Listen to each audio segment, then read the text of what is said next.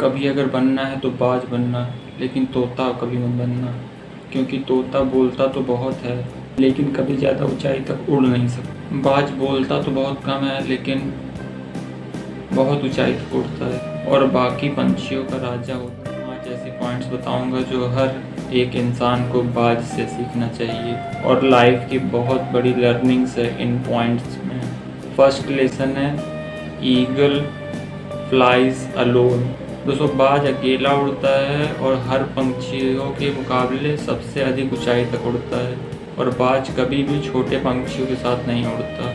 वो या तो अकेला उड़ता है या तो बाजों के साथ उड़ता है। इससे दोस्तों हमको यह लेसन मिलता है कि छोटी सोच वालों से हमेशा दूर रहना चाहिए, क्योंकि यही वो समय होता है जब हमको अपने आप को जानने का मौका मिलता है। Now the time is second lesson.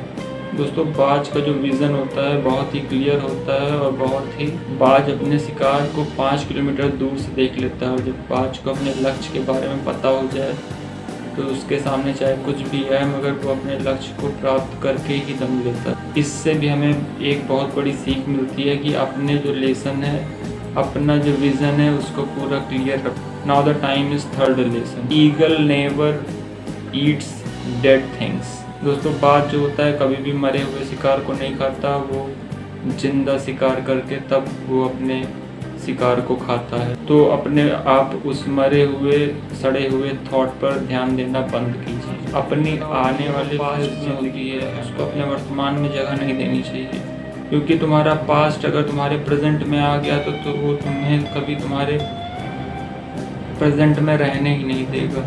Past में आपके साथ कितना भी कुछ बुरा क्यों ना हुआ हो, लेकिन पास्ट की जगह पास्ट में ही रहती है, नहीं रहने देना चाहिए और उस बाज की तरह बनिए जो कभी भी मरी हुई चीज़ों को नहीं खाता। Now the time is fourth lesson. जब आंधी तूफान आता है तो बाज जो होता है वो बहुत ज़्यादा एक्साइटेड हो जाता है। जब बारिश होती है तो सारे पंछी जो होते हैं वो छुप करके बैठ जाते हैं, लेकिन बाज को तब और मज़ा आता है जब तेज़ हवाएं चलती है। तब बाज उन तेज़ हवाओं का सहारा लेकर और तेज़ी से ऊपर की ओर उड़ता है और उड़ते उड़ते इतना ऊपर उड़ जाता है कि बादलों से भी ऊपर उड़ जाता है। इस बात से भी दोस्तों हमें एक सीख मिलती है कि मुसीबत चाहे कितनी बड़ी क्यों ना हो उसमें भी आपको मजा ढूंढते रहना चाहिए। नेपोलियन हिल ने भी एक बार कहा था, every problem comes with an equal और ग्रेटर अपॉर्चुनिटी।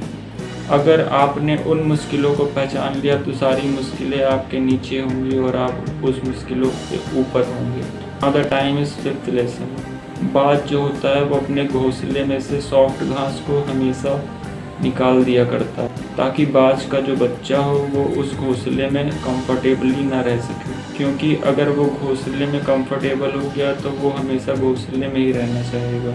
बाज एक पक्षी है तब भी उसे पता है कि there is no growth in the comfort zone. लेकिन हम तो इंसान है ना, और इंसान होने के बाद भी कई लोग इस बात को समझते तक नहीं हैं।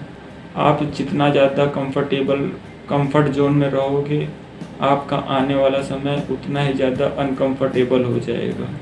Thanks for watching guys. तब तक के लिए अपना ख्याल रखिए और मस्त रहिए। जय हिंद।